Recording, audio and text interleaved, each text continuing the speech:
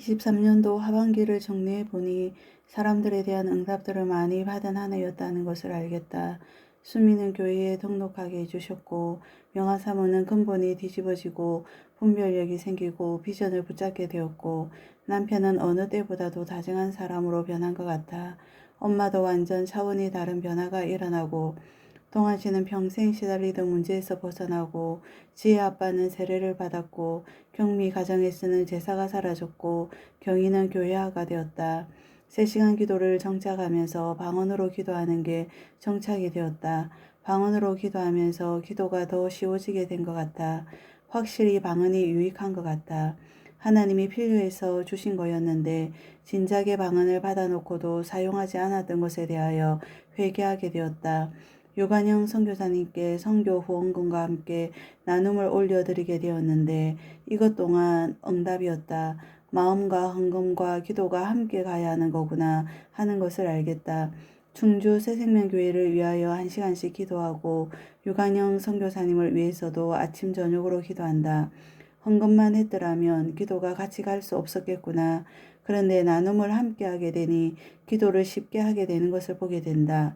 지역교회와 선교지를 품고 기도한다는 게 어렵다고만 생각했는데 나도 모르게 어느새 지역교회와 선교지를 위하여 기도하는 사람이 되어 있음을 발견하게 되었다. 한 지역교회와 한 선교지가 나의 상급이 될 것을 상상하니 이런 자리에 끼워주심에 감동이 된다. 저번 연도에는 OMS를 통하여 선교에 대한 마음을 품게 하시더니 그것이 연결이 되어서 북한 선교팀에 들어가게 되었고 북한 선교팀에서 DMZ 방문을 하게 되어 그것이 또한 기도 제목으로 자리 잡게 되었다. 북한 선교에 대하여 이렇게까지 세밀하게 마음을 준비시키시는 이유가 무엇인지 모르겠다. 100편이 넘는 탈북자 간증을 듣게 하시고 함께 간 기도원에서는 주체할 수 없는 눈물이 터지는 것을 경험하였다.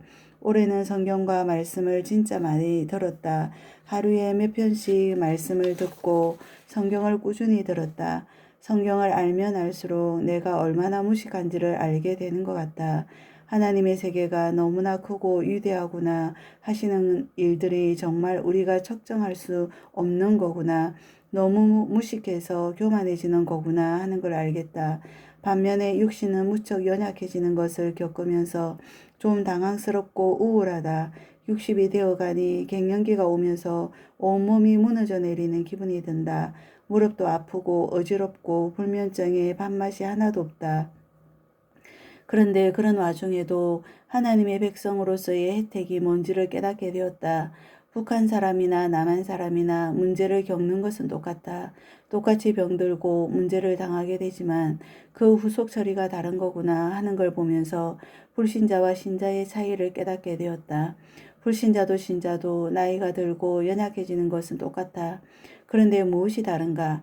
하나님의 자녀는 하나님이 인도하시기 때문에 후속 처리가 다른 것이었더라.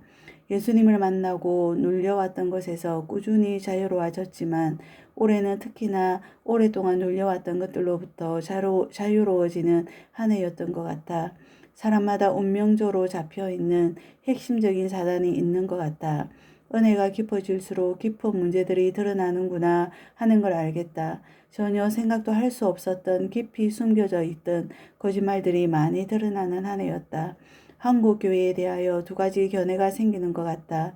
무조건 교회가 잘하고 있다고 말해서도 안 되지만 그렇다고 무조건 잘못한다고도 말하면 안 되는 것 같다. 한 개인을 평가할 때 함부로 평가할 수 없다. 분명 복음이 아니지만 또한 그 사람에게 은혜를 베푸시고 역사하시는 하나님도 부인할 수 없다. 마찬가지로 교회에 대하여 우리는 2가지 분명한 견해를 가져야 한다. 하나님의 은혜가 교회를 이끌어가고 있구나를 인정하고 무조건적인 비판은 조심해야 한다. 그러나 한편으로 교회가 너무나 육신과 형식과 종교에 묶여서 돌아가고 있는 현실 또한 무시해서도 안 된다. 이번 한 해는 이 현상이 너무나도 선명하게 보여지는 한 해였다. 하나님이 정말 교회를 책임지시는구나 하는 절대 주권이 인정이 되고 그럼에도 교회의 영적 수준이 떨어지는 것도 인정이 된다. 그럼에도 불구하고 하나님은 교회를 꾸준히 성장시키고 계신다. 주체적으로 사는 것이 어떤 것인지를 완전 새롭게 배우는 한 해였다. 이번 해처럼 모든 것을 주체적으로 살아보기는 처음이다. 유튜브를 보는 것, 여행하는 것, 사람을 사귀는 것, 시간을 활용하는 것, 모든 것에 너무나도 주체적으로 살아본 것 같다. 하나님이 주신 자유의지라는 게 이런 거구나 하는 것을 알겠다. 계획적으로 살 때 자유가 주어지는 것이었다. 자유가 있으나 그 자유를 방탕에 내어주지 않고 스스로를 구속함으로 진정한 자유가 무엇인지를 체험하는 한 해였다. 최정권 목사님을 알게 된 것은 너무나 감사할 일이다. 시간표마다 하나님께서 좋은 목사님을 붙이셨다. 비록 유튜브로 만나기는 했지만 어떻게 그렇게 적절하게 인도하시는지 정말 감동이다. 최정권 목사님을 만난 건 정말 너무 감격스럽다. 성경 한 장 한 장을 얼마나 복음적으로, 영적으로, 언약적으로 강의하시는지 들을 때마다 탄성이 터져 나온다. 올해는 기쁨이라는 단어가 내 것이 된 것 같아. 기쁨은 정말 나하고는 거리가 먼 단어였는데 가만히 있어도 속에서부터 기쁨이 솔솔 올라오고 있음을 느낀다. 하나님의 나라가 내 속에 차오르는 기분이다. 500만 원 결단헌금을 과연 할 수 있을까 했는데 이것 또한 너무나 놀랍게 응답을 주시는 것을 보았다. 한 달도 빠짐없이 30만 원씩 할 수 있게 해주셨는데 실제로 매달 하나님이 주셨다. 너무 신기하고 놀랍다. 어떻게 이럴 수가 있을까? 하나님은 정말 역사하시는 분이시다. 하디성애를 통하여 부흥이 어떻게 오는지 다시 한번 각성하게 해주셨다. 쉬운 성경 듣기를 새로 시작했는데 확실히 더 재미나고 쉬웠다. 중보기도가 뭔지를 새롭게 깨닫는 한 해였다. 중보기도란 부모의 심정을 가지고 상대의 영적 상태를 알지만 함부로 권면할 수가 없다. 그러니 기도로 성령의 도움을 구하는 것이다. 중보기도가 최고의 전도 현장이구나 하는 걸 알겠고 중보기도의 즐거움과 확신을 더 가지게 되었으며 더 잘하게 된 것 같다. 이번에 가장 좋았던 것은 다니엘 기도회를 온전히 다 참여하게 되었다는 것이다. 다니엘 기도회에 참여하면서 상금이와 대화가 된 것 같고 충주 새생명교회도 새로운 응답을 받았구나 싶다.